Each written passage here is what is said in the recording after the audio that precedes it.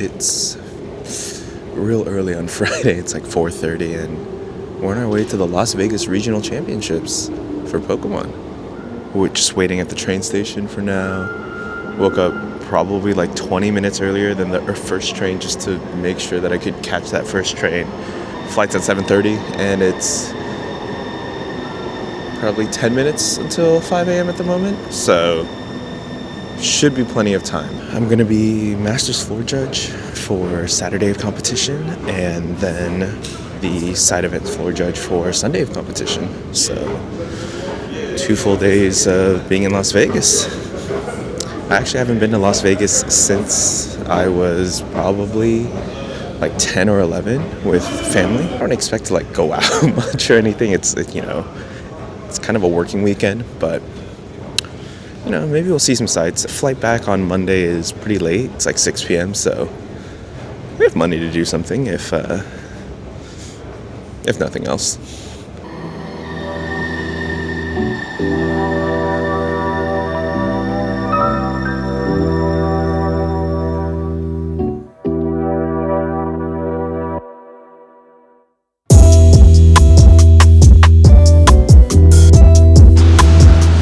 Just got off the train.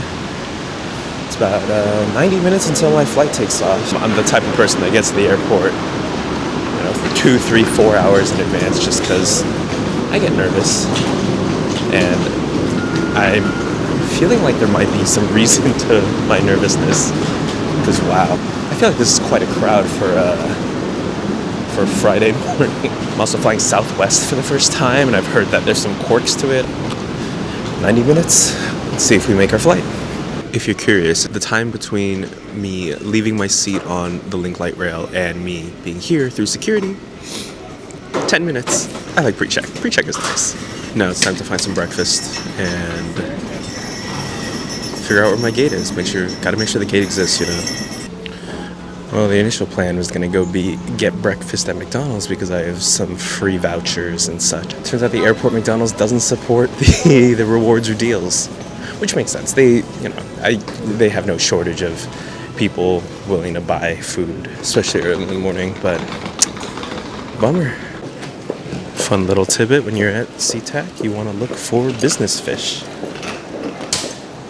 Somewhere near the start of the B terminals, and there's a little fishy with a suitcase or briefcase. I found him. Business fish. Just one of those little SeaTac things. This is a general boarding call, but your plane is here.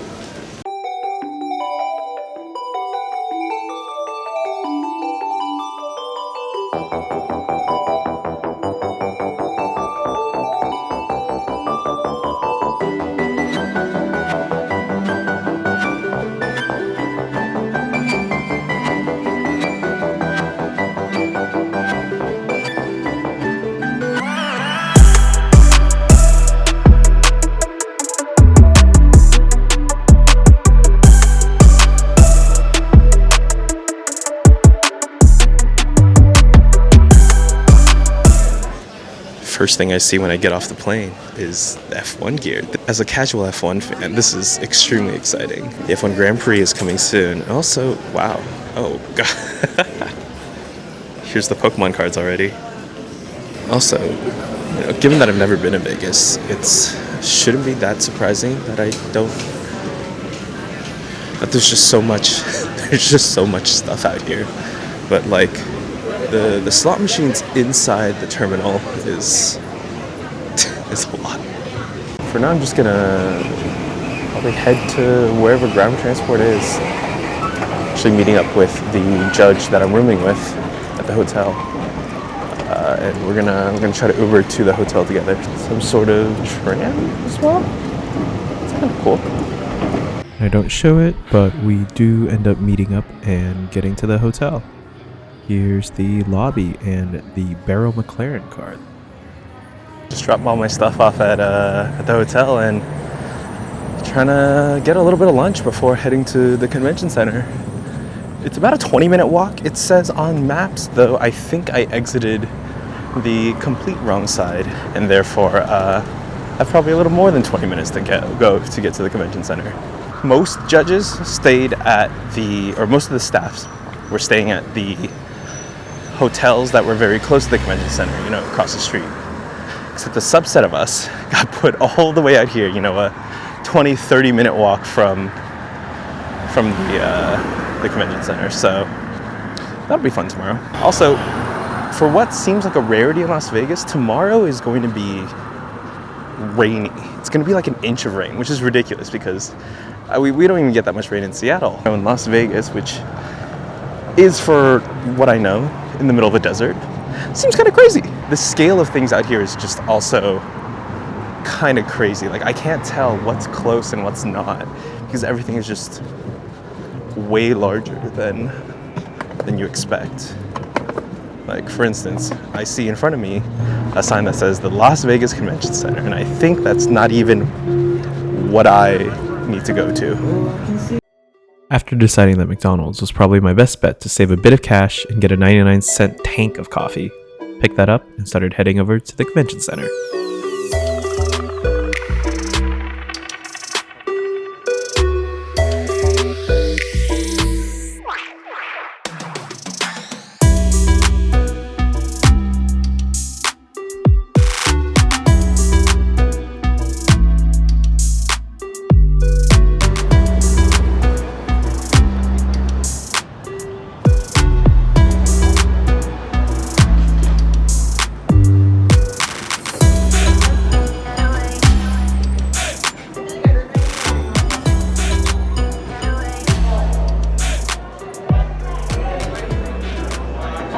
Wristband pickups forward though, so let's go check that out.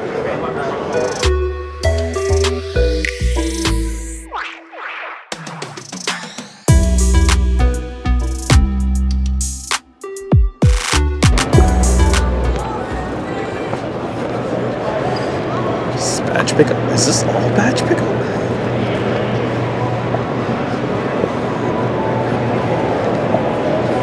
Kind of looks like it, which is maybe ridiculous. Hit it in, and oh my god, this venue is massive. So let's go through a little tour of the area, I guess. To the left, when you come in, we have the first step check-in area. There's some carnival games as well, which is fantastic. Milk bottle toss and ring toss. That's so cute. This looks like the line for merch pickup. Merch pickup is immense as well.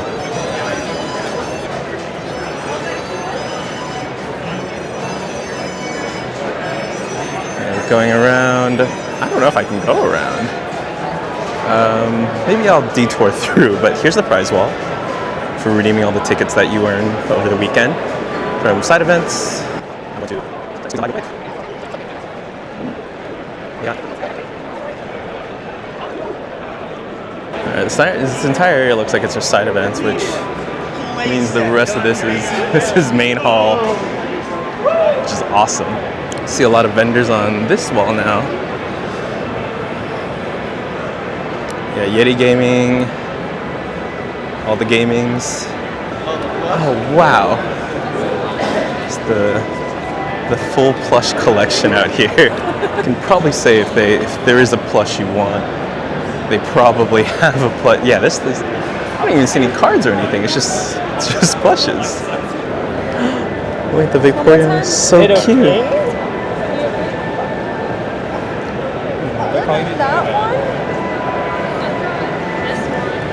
I might do a once over for like any Darkrise or Revoltals I'm missing, but given that those are like I need the Gen 4 ones for Darkrai. It's not something that's like super expensive, so I don't expect them to bring it out is my main issue. Coming around the back, we have Full Grip Games, pretty well known because of Andrew Mahone and Tricky Jim at this point.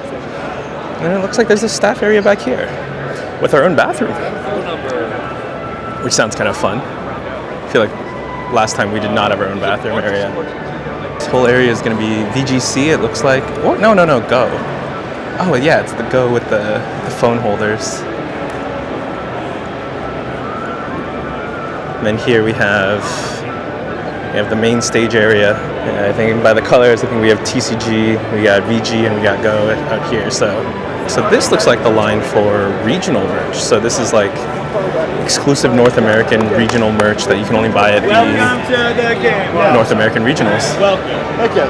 Let's go take a look and see what they look like.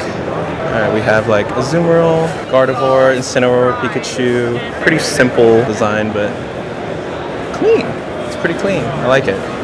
Bad news, no extra staff shirt. Because I only have one judge shirt, and I'm judging 2 days this regional. So I was really hoping to be able to snag a second one. It's nice to not have to wear the same shirt 2 days in a row, especially if I'm going to be working all day in it. But alas, not really happening. Let's go see what side events exist and what that might look like. Very curious. In the middle of all this, we have the Hive. This is where all of the event information goes through.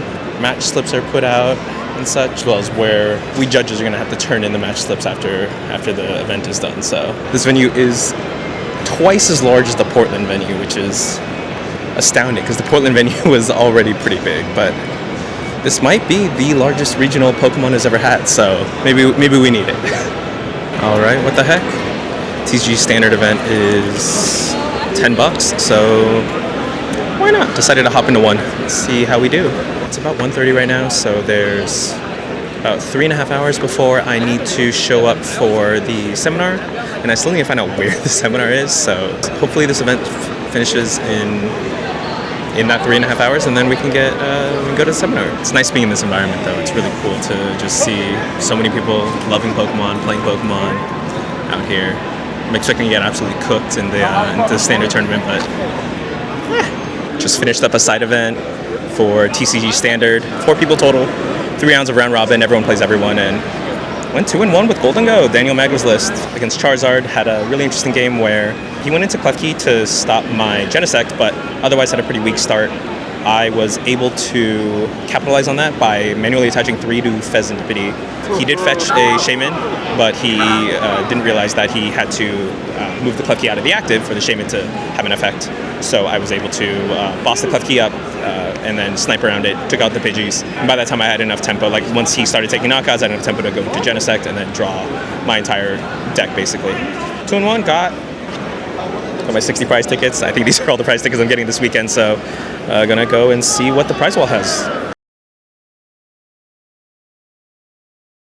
Got out of the professor seminar. Informative on what we can expect as we move forward into the program. It's about 8 p.m. and so gonna head back toward the hotel. I think there's a fireplace about a block away. Go see if they have space and are reasonably priced, so I can get a bite to eat before heading back. Vegas at night, it is a nice temperature out here, though. It's dry, as you expect, and not cold at all. I'm in a t-shirt, and this actually feels quite nice. We'll see how I feel at 5 a.m. when I'm hobbling over here. Definitely gonna have to review the documents and see what our call time is, but if it's anything like Portland, it's rough.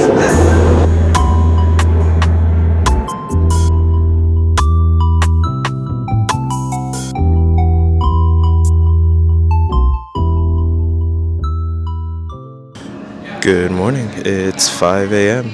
and we're up and at 'em. Out here waiting for Austin and the other judges. I'm gonna grab a 4-man Uber and then head over to the convention center. Hopefully they have breakfast. Like Ubering because we're gonna be on our feet all day, and it doesn't look like it's raining right now though. And hopefully the rain stops by the time we have to leave at night. Otherwise, it's gonna be a good day. Don't think I've checked in since breakfast, but it's currently about 9:30. I think the rounds got delayed by the giant line coming in, so definitely not ideal. I think we started round 1 like 8:50, so 9:30. Still in the middle of round 1, but taking my first break because the team's got to take breaks. Breakfast was fantastic. Huge spread. May have had too much fruit, too much fiber, but otherwise the event is going smoothly. It's round 1. The players are awake, having a good time. So, a bunch of candy. Don't know if I'll eat any of it though. I don't want to crash in the middle, but definitely gonna have to drink my water and yeah, take a little break until I go back on the floor.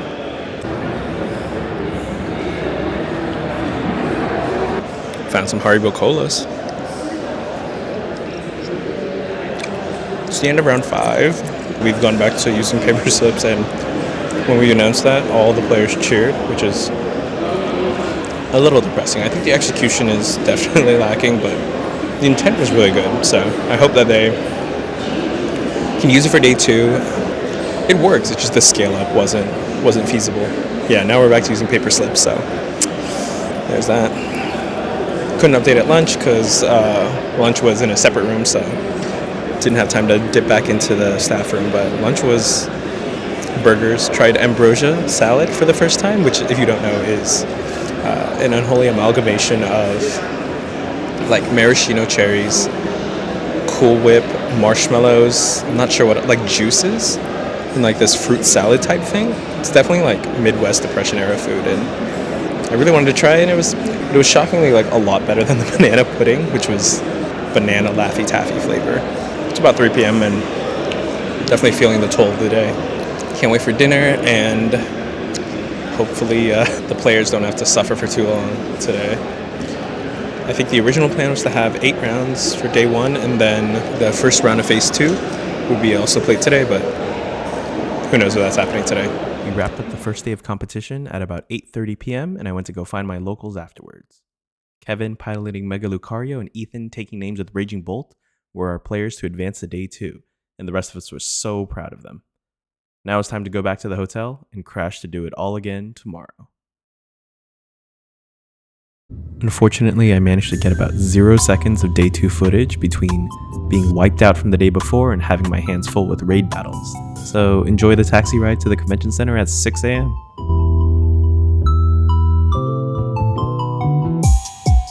And suddenly, it's the end of day 2. I didn't really get a chance to film today, but really tired this morning. I woke up with a huge headache, and then didn't really get rid of it until the end of the day. But today, I got to work side events for the first time, which was really cool. I did raid battles for almost 8 hours today. If you don't know, raid battles are a alternative format for the Pokemon TCG. It's a lot more fun, a lot more vibe-based, where 4 players, or 3 or 5, work together to take down this boss Pokemon. It's a lot of fun for kids and families, but definitely got a lot of people that seem just to have a good time with it, which kind of surprised me, as I never really looked at alternative formats previously. I think my entire focus was on a competitive standard, but after seeing how much enjoyment that people got out of raid battles, it was really cool, and taught me a lot. Honestly, I kind of jumped headfirst in and did 2 raid battles kind of side by side, which was, the maximum that I could handle. And I was exhausted, but it was really fulfilling, and it was really cool to see. The tournament is still ongoing, but I think that I'm going to head back a little early, probably maybe get a bite to eat somewhere at like the tacos place. Yeah, that is the Las Vegas Regionals. I have a full day tomorrow, basically in Vegas, just kind of doing whatever. So hopefully can find either a coffee shop or a buffet or something to like work out of before heading to the airport. I miss home, and I'm tired.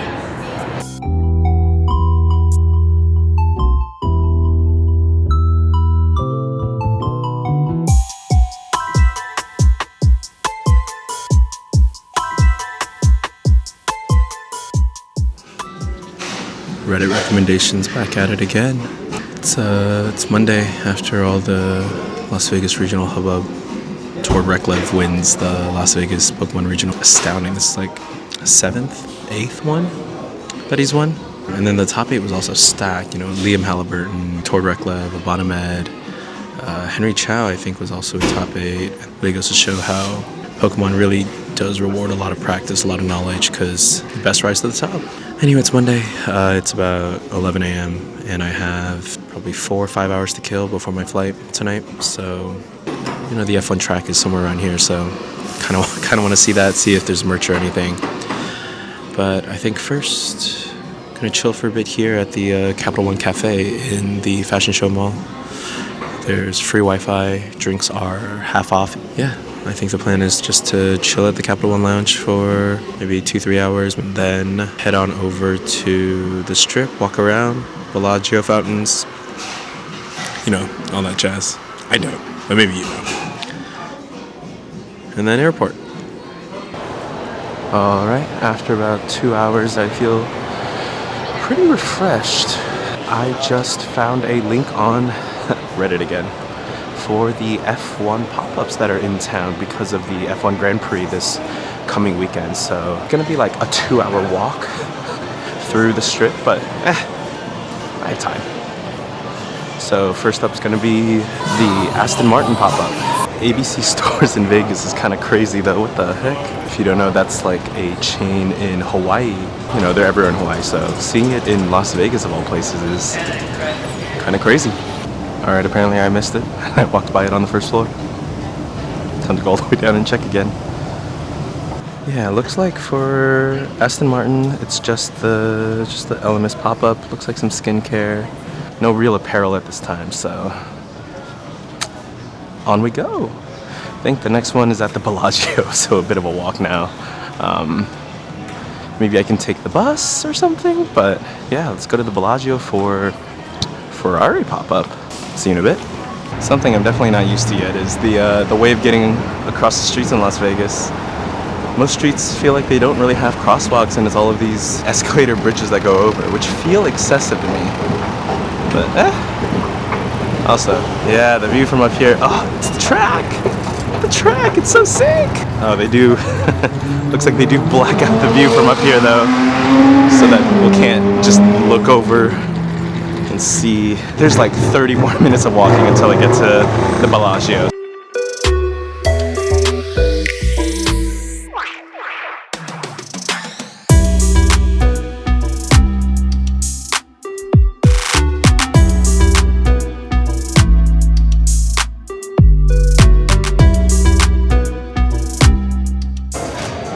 Wandered into an absolute maze of a place in the Bellagio, and my god, I do not know where I am and what time of day this is. Very nice lady at the lobby asked for some directions and she pointed me this way, so just made it to the F1 pop-up. They got the Daytona engine pulled apart, spaced out for people to see. Conrad for the 2000 Constructors F1. Got the F1 driver's wheel, a bunch of the helmets over the years. So cool. Oh, it's the rear wing from Schumacher. And that was the F1 experience. Not too much to like buy for like a fan, but a lot of really cool designer coats and stuff. More of a designer pop-up and less of a racing pop-up, I'd say. Still very cool.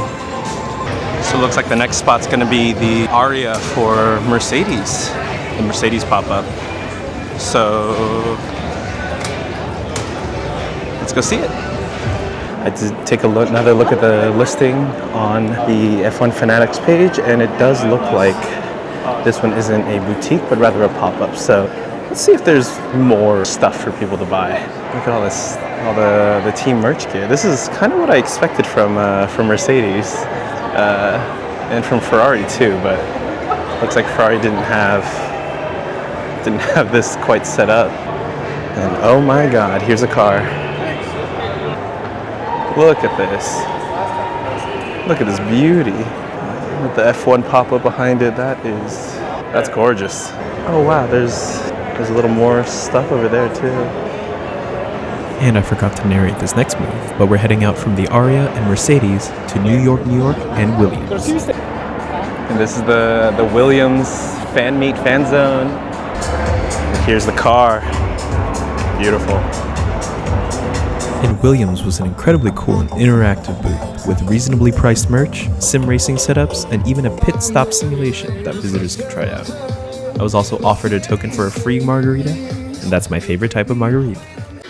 Then I headed over to the other side of the street for a T-Mobile F1 pop-up for my last stop before the airport. Just did the F1 fan experience at T-Mobile, and I gotta say that was kind of awesome. They had a place where you could design your own poster, So obviously I did that, and then some sim racing, and then a photo op with where they blasted wind at you, like you were going that fast. So that was pretty fun. Hopefully I'll put the photos on the screen here for you to enjoy. Blew my hat off, and I didn't even notice that. But yeah, now hit up all the F1 stops that I had recorded, so I think it's time to try to head to the airport.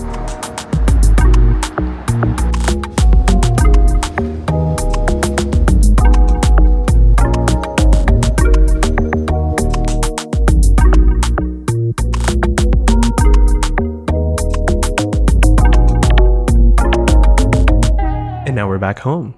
Time for the post-trip haul. For judging the regional, I got this pretty sweet playmat.